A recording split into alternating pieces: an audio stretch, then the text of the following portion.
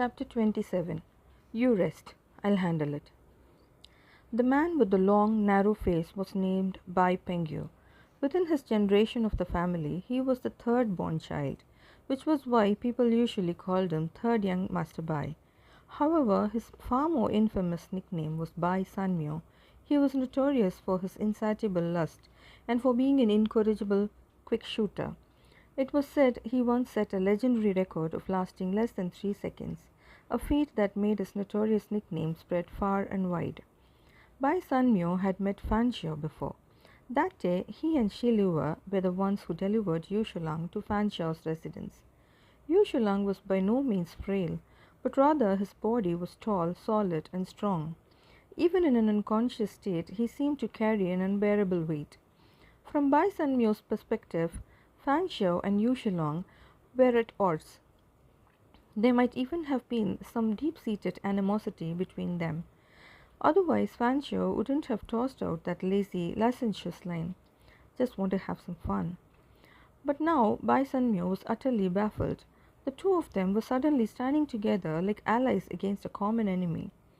What on earth was going on? "How come you're with him?" He had barely opened his mouth when Fan Xiao swiftly cut him off. With a hollow smile and a light, airy tone, he said, "Third Young Master Bai, never thought the one sitting here tonight would be you." At that, Yu Shulang turned his head slightly, his gaze falling on Fan Xiao. After a brief pause, he walked over to stand beside him and asked in a low voice, "You know him?" "I do." Fan Xiao's eyes slanted toward the man on the sofa, his acknowledgement perfectly open and unbothered. "We have crossed paths before, at a gathering organized by Shi Liuwa." The way he drew out Shi Liuwa's name was deliberate, a subtle warning to Ban Sanmyo to watch his tongue. Although Ban Sanmyo might have been useless below the waist, he wasn't a complete fool above the neck. After a moment of silent calculation, he wisely chose not to press the matter any further. He sank deeper into the sofa, his spine sinking into the cushions. Long legs crossed lazily one over the other. One hand still rested on the woman beside him, kneading and groping her breast without pause. "So, what's this about, gentlemen?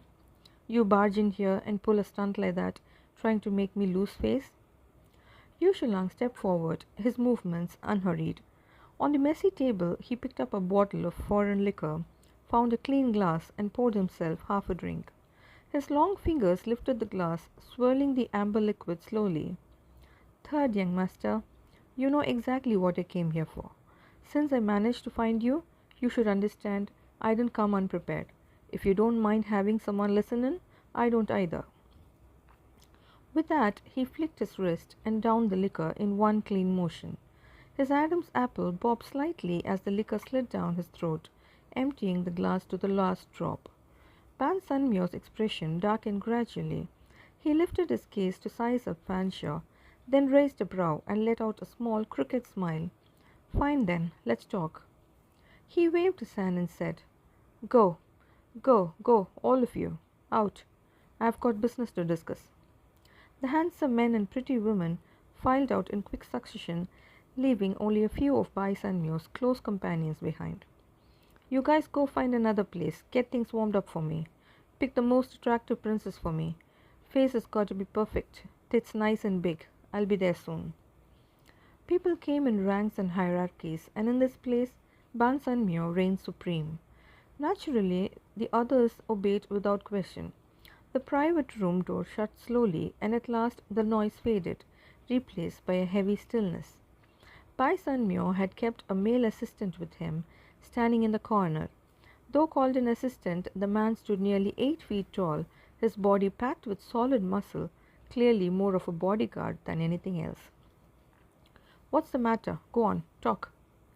Bai Sanmyo spread his arms wide, draping them over the sofa backrest, his whole posture radiating the arrogance of a rich, entitled bastard. Yu Shulang took a seat. Fan Xiao switched swirling colored lights back to a normal white glow, then sat down beside Yu Shulang. He pulled out a cigarette, tapped it lightly against the table, and said evenly, "Third Young Master, you and I may not be close, but after all, we are both connected through Shi Liuwa. So before you speak, think carefully. No point hiding or dodging. This matter won't end until there is a clear answer. The way Fanshawe phrased his words was quite artistic. On the surface, every syllable sounded as if he were speaking for Yu Shulang's sake, but in truth, every word struck directly at Ban Sanmyo. For Shi Liu to have sought out Bai Sanmyo for something so vile, their relationship must have been a close one. Now that Fanshawe had invoked his name, Bai Sanmyo would naturally hesitate, at least out of regard for Shi Liu's face. The way Fanshawe bit down on the words, think carefully, each one slow, deliberate, made his meaning all too clear. He was telling Bai Sanmyo exactly what not to say. President Fan, right? Bai Sanmyo pressed his tongue against his cheek, then jerked his chin toward Yu Shulang. May I ask, what exactly is your relationship with this gentleman who wants to have a talk with me? We are friends. Friends? Bai Sanmyo's tone rose as sharply as his lifted brow. After a couple of faint coughs, to mask the mocking smile on his face, he drawled, All right then, let's talk. What is it you want to talk about? At around 11:30 p.m. on October 9th, the parking lot of the Xiao Hotel. Does third young Master Bai need me to say more?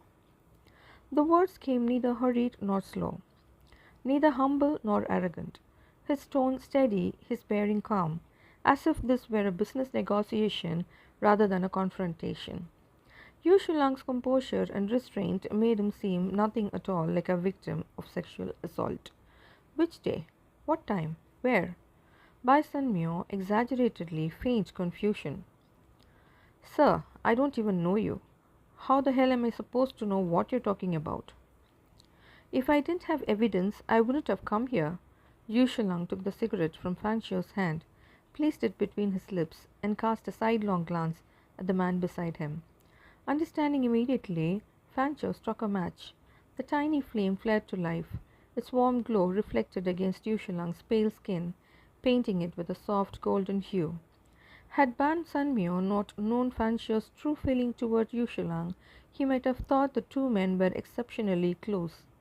One sang while the other harmonized, their rhythm in perfect sync. These Thais sure as hell know how to fucking have fun, Bai Sanmyo muttered under his breath with a sneer. Yu Shulang exhaled a thin ribbon of smoke and slanted him a glance. Bai Sanmyo pouted mockingly. If you have coughed evidence, then show it. He suddenly dropped his crossed leg, leaning forward to stare at Yu Shulang with a brazen gaze. But you have got to tell me first. What kind of unlawful, disgraceful thing did I supposedly do that night? His gaze slid slowly down from Yu Shulang's face, inch by inch, toward his lower body. Just as something filthy was about to spill from his lips, Fanshawe's large palm came down hard, covering his face and slamming him back into the depths of the sofa with a fierce show. You fucking... Bai Sanmyo was about to explode, but the moment he met Fanshawe's dark, heavy gaze, a flash of white lightning went off in his mind. He suddenly remembered something Shi Liu had once said. You can mess with anyone, but just don't ever fucking mess with Fanshawe. He can play you to death with a smile. With a dismissive twist of his lips, Bai Sanmyo reined in his hostility and spoke in a scoundrel-like manner. Didn't you want to know where I was that night? Fine, I'll tell you. I was in my lover's bed. Want me to call her over to testify for me? No need. Yu Shulang pressed the cigarette butt into an empty beer can. Since you don't want to explain, I'll take it as your silent admission. He suddenly rose to his feet. His tall frame radiated an intimidating presence, making Bai Sanmyo startle and instinctively shrink back in his seat. But Yu Shulang's target wasn't Bai Sanmyo. In 2 swift strides, he crossed the room to where the assistant stood in the corner. Power gathered through his entire body as he reached out to seize the man's arm. The assistant was burly, at least a size larger than Yu Shulang, and clearly no pushover. The moment he saw the attack coming, he tried to defend himself, but Yu Shulang had already seized the upper hand. He struck first and without warning, catching the man completely off guard. His movements were sharp and merciless, too fast for anyone to counter. Like a pair of pliers, his fingers slid down the man's solid shoulder and arm, gripping tightly as they reached the wrist. With a sudden twist, he wrenched the man's right arm backward and pinned it behind his back. Then, as if performing a magic trick, Shulang let his left hand fall, and a pair of handcuffs slipped smoothly into his fingers. With a single motion, the steel teeth snapped shut around the assistant's wrist. A quick, forceful push from him sent the man stumbling forward half a step, and then he made the other cuff click neatly around the iron frame that supported the giant screen mounted on the wall. These several actions were executed in one smooth motion from onset to completion, taking only about a minute. Ignoring the assistant's futile struggle, Shulang straightened, flicking invisible dust from his sleeves with calm precision. His gaze lifted, cold and sharp, to Bai Sunmyo. What? What are you going to do? Bai Sunmyo darted a glance toward the door, silently calculating how far he'd have to run to escape. I already told you. I gave you a chance to explain. Since you refused, I'll take it that you have admitted the thing that happened that night was your doing. He sat back down on the sofa, blocking Bai Sunmyo's escape route. So now, I'm going to demand justice. Bai Sunmyo shot Fanjo a deep look, the muscle at his jaw twitching slightly. Demand justice? How? Want money? Fanjo also turned his gaze to Shulang. He watched as Shulang poured himself another glass of liquor. The transparent crystal rim brushed his thin lips, and the amber liquid moistened the faintly reddened cut at the corner. An eye for an eye. However you treated me that night, I'll return it to you in the same exact way.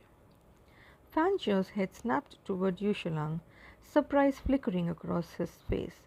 His eyes held an obvious confusion and a flicker of restrained anger. What? Bai Sunmyo's butt scooted 3 zang away. What the fuck are you saying? Third young master, watch your mouth. Fanjo's sharp voice cut him off, silencing the word straight that was about to follow. He rose from his seat, picked up Bai Sunmyo's phone from the table and walked over to him. Looking down from above, he said evenly, Third young master, your phone's been lighting up non-stop. Answer it first. Calm yourself down, and then we'll talk. Bai Sunmyo's eyes were already clouded with anger. Facing Fanjo's oppressive presence, he refused to back down. Fanjo, how the hell are we supposed to talk about this, huh? Go ahead, analyze it for me.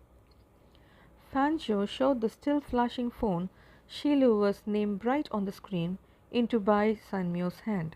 Bracing one arm against the backrest of the sofa, he bent down, his gaze locking intensely on the bristling man before him. My analysis is simple. Tell the truth. It'll be better for everyone. His back was to Shulang, and he leaned in close to Bai Sunmyo. His pupils shifted ever so slightly, signaling with a subtle flick of his eyes an unspoken cue for him to look at the phone. Bai Sunmyo glanced distractedly at the flashing screen, but in the heat of anger he had no intention of answering the call. Fanjo gave a small, helpless smile. His lips moved soundlessly, forming a few words in front of him, and as expected, he saw a pair of eyes suddenly light up in realization. Straightening, Fanjo's expression returned to his usual coldness. Third young master, everyone's time is limited. Are you really not going to give me an explanation? Bai Sunmyo's impatience flared. Fuck, wait, let me take this call first. He answered, pressing the phone tightly to his ear. His face stayed unreadable. After responding with a few curt he hung up. The phone was tossed back onto the table with a dull thud. Lounging lazily, he crossed one leg over the other, resuming his usual cocky, careless posture. Fine, I'll admit it. It was me. Whatever compensation you want, name it. But that thing you just mentioned, I can't accept that. Why did you do it? Shulang's voice carried a thread of restrained hatred. I was high on that stuff and was feeling really horny. No one was around. Then I saw you look decent enough. Oh, so I just did that. You carry ether around you? Shulang pressed, his tone sharp. Bai Sunmyo's lips curled, into a slanted smirk. Personal hobby. Problem with that? He was swinging his leg idly. Tell me, how much do you want? Shulang rested both elbows on his knees, his fingers tightly interlaced. A cold, suffocating aura of restrained hostility and detachment radiated from his entire body. Slowly, inch by inch, he lifted his gaze. His eyes were deep and shadowed, roiling with waves that made one's heart tremble. I don't want money. He spoke each word distinctly, voice low and steady. Then, slipping off his coat, he began unbuttoning the cuffs of his shirt. The careless swinging of Bai San Mu's leg froze midair. He scooted backward a little, unease and dread spilling into his expression. Swallowing hard, he darted a glance at Fan Shou and forced out, his voice taut, "What you said earlier is absolutely not acceptable." Shulang let out a soft cough through his nose, dripping with undisguised disdain. Relax. I can't even bring myself to put my mouth on you. Rolling up his sleeves to his forearms, he said calmly, 10 minutes. I'll only beat you for 10 minutes. What? You want to hit me? Ban San Mu pointed a finger at his own nose, his face full of disbelief. Before Shulang could make a move, Fan Shou gently blocked his way. The nonchalant man caught a cigarette between his lips and murmured around it, his tone lazy but undeniably commanding. You rest, I'll handle it. He rose to his feet, slipping off his wool coat. Turning to Shulang, Fan Shou gave a faint smile. 10 minutes, you keep track of the time for me. With that, he seized the still stunned Ban San Meo by the collar and dragged him into the private restroom attached to the luxurious private room. Bang! The door slammed shut, and moments later the sound of coarse wailing and wolves howling echoed from inside. Shulang stared at that door for a long time. Gradually, the cold steel in his eyes softened, melting away bit by bit, until a gentle gleam of light quietly flickered within them. End of chapter 27. Chapter 28. Director Yu, mind lighting up my cigarette? A punch swung out and a ghostly howl tore through the air. Fuck, Fan Shou, you motherfucker, you really hit me. Bai San Mu's mouth was instantly covered by a large palm, the rest of his words reduced to muffled whimpers. Pressing him into the corner of the wall, Fan Shou spoke in a low voice, laced with a polite apology. When acting, one should commit fully. Apologies for troubling you, third young master. Let go. I'm fucking done with this. Ban San Mu was delicate and pampered. That single punch had already sent stars spinning before his eyes. He shook his head violently, trying to wrench free from Fan Shou's iron grip. I don't give a fuck about anyone's face anymore. Once I'm out, I'll lay all your secrets bare. Fan Shou, however, wasn't the least bit hurried. With one hand pressing down the man who was struggling chaotically, he used the other to take out his phone and light up the screen. In the sudden glow appeared the full body photo of a voluptuous beauty. He shoved the photo close to Bai San Mu's face, speaking lazily. Third young master, a moment's impatience can ruin the grand scheme. Are you sure you don't want Anne anymore? The woman in the photo, with her plump breasts and rounded hips, was Anne, a famous porn star from Southeast Asia. Even among the wealthiest tycoons, few could afford a single night with her. For someone like Bai San Mu, a mere second-generation rich guy, to even entertain such a thought was tantamount to slapping himself in the face. You can really get me in touch with her? His struggles gradually subsided. Ban San Mu's face, squeezed under Fan Shou's grip, became somewhat distorted. Make her sleep with me for one night? She'll have a drink or two with you. As for whether she'll want to sleep with you or not, that'll depend on your own ability, third young master. Bai San Mu's gaze clung greedily to the phone screen. The luscious curves in the photo before his eyes sent heat surging through his blood. His anger and indignation, all of it, washed away like filth flushed down a toilet, vanishing without a trace. He shut his eyes like a hero embracing martyrdom, spitting out his grand last words. Come on then, hit me. The moment the man's eyelids drooped, the apology on Fanshawe's face melted away, replaced by something darker. It was disgust. His gaze, deep and cold as the abyss, narrowed slightly, its casual indifference turning sharp and chilling. Third young master, I'll stick to the exposed parts of your skin. It'll look convincing, and you'll suffer less. My apologies. The muscles around his eyes tightened, then his fist drove hard into Ban Sanmyo's cheek. A scream loud enough to pierce through steel and concrete suddenly tore through the air. The sound of fist meeting flesh tangled with the broken, high-pitched cries of pain. Ban Sanmyo crouched in the corner of the bathroom, burying his head between his knees. Fanshawe, President Fan, Daddy Fan, that's enough. Didn't you say you'd only beat me for 10 minutes? I fucking feel like I've been getting the shit beat out of me for a whole damn lifetime. If you keep going on, I'll be off to meet the king of hell any minute now. Fanshawe grabbed Ban Sunmyo by the collar and yanked him upright, then slammed him hard against the wall. The surge of testosterone blazing in his eyes turned sharp and predatory like a hawk fixing its sight on prey. Third young master, he murmured, tightening his grip on the man's collar. His lips curled faintly, soundlessly. In a moment later, remembered to scream louder. What are you going to do? Pan Sanmyo, whose face was already swollen like a pig's head, trembled all over, his tongue tied in knots, making it hard for him to speak clearly. Didn't you say this was just an act? You'd better wake up. The Bai family, the Bai family, the Bai family. We are not to be trifled with. Shh! Fanshawe raised a single finger to his lips. His narrowed eyes gleamed with a dangerous light, his expression slipping somewhere between madness and delirium. The smile on his face slowly widened. Just scream when the time comes. The smile vanished as swiftly as it appeared. In an instant, the madness in Fanshawe's eyes turned feral. He raised his fists and swung it down toward Ban Sanmyo. Holy shit, you've lost your mind. Fuck! The sound of tearing screams filled every inch of air.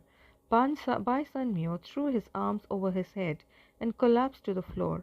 He shrank into the corner, curling himself into a trembling ball. However, the expected pain did not come. After waiting what felt like forever, he cautiously poked his head out from the safety of his ball-like posture. What met his eyes was a clenched fist hanging loosely at Fanshawe's side. The knuckles were swollen and bruised, the thin layer of skin torn open into a ghastly wound. Bright red blood was oozing out slowly, drop by drop, from between the cracks. Startled, Ban Sanmyo looked up and froze. There, on the white ceramic tiles above him, smears of blood were clearly visible. You? What the hell are you doing? The curled-up man on the floor stammered, trembling as he spoke. Fanshawe crouched down slowly, bringing himself to eye level with Ban Sanmyo. With his uninjured hand, he fished out a cigarette and slipped it between his lips. The faint curl of his mouth deepened into a smile, one that was almost wicked. He lifted his injured hand, examining it before his eyes. His voice came soft, almost detached. Tell me, do you think he'll feel sorry for me when he sees this? Then what do you think I should ask him for in return this time? Third young master's quite the seasoned playboy, so why don't you give me some advice? The dazzling incandescent light from above poured down in a harsh flood, making the brilliance in the room almost unbearable, and the madness on Fanshawe's face all the more striking. His lips and eyes both arched into a smile, but there wasn't a hint of warmth in it. That smile gleamed like light off a poisoned blade, dazzling yet utterly venomous. You can mess with anyone, but just don't ever fucking mess with Fanshawe. He can play you to death with a smile. Shiluva's broken Chinese words echoed again in Ban Sanmyo's mind. He shuddered, mentally placing a heavy checkmark beside that warning. Now, Ban Sanmyo absolutely didn't want to get entangled with Fanshawe.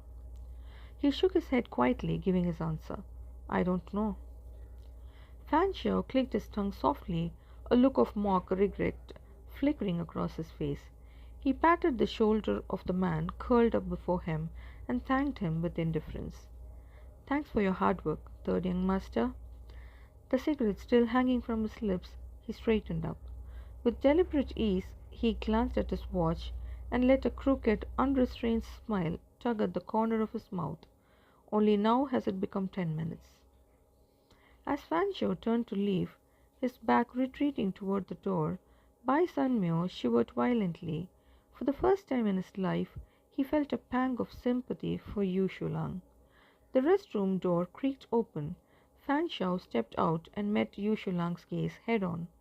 The tall man approaching him slowly had the top buttons of his shirt undone, his hair falling loosely over his forehead. He looked a bit sloppy and unruly, which only made him appear even more strikingly handsome. Holding the cigarette between his teeth, Fanshawe closed the distance between them. Lowering his head slightly, he curved his lips into a smile and said, "Director Yu, mind lighting up my cigarette?" There was something infuriatingly smug about Fanshawe's expression, the kind that made one's fingers itch to punch him. Yet Yu Shulang couldn't help but let a smile slip across his own face. With a helpless shake of his head, he reached over to the table, picked up the lighter, flicked it open with a soft click, and held the flame out toward him. Fanshawe's cheeks tightened as he leaned in toward the flame, taking a deep drag and drawing every trace of pleasure from the tobacco before slowly exhaling a cloud of pale smoke. Then he reached out and picked up Yu Shulang's glass, downing the remaining liquor in one swift gulp. Grabbing his coat, he slung it over his arm and said simply, "Let's go." "Wait a minute." Yu Shulang grabbed the man's wrist, his brows drawing tight as he asked, "What happened to your hand?" Fanshawe gently freed his injured hand from the restraint. He placed his other hand on Yu Shulang's shoulder, half embracing him as he guided him toward the door. As they walked, he spoke in that careless, lazy tone of his. "It's nothing. When I was teaching that scumbag a lesson, I wasn't paying attention and scrapped it against the wall. No big deal. Doesn't hurt." The lines between Yu Shulang's brows deepened. His gaze swept over the torn knuckles, skin split open, flesh faintly exposed. His words were short and decisive as he spoke. "Let's go to the hospital." Just before stepping out, he turned his head slightly toward the restroom. The door was half open, and through the narrow gap he caught sight of Ban Sanmyo's half-visible figure. His face was swollen, mottled blue and purple, like a pig's head. Sitting on the floor, the man was actually looking back at him, only in that distant gaze what it carried was pity. As the footsteps moved away, that half-visible, battered, scar-covered figure gradually vanished from sight. Yu Shulang lowered his eyelids, concealing the flicker of doubt in his gaze. End of chapter 28.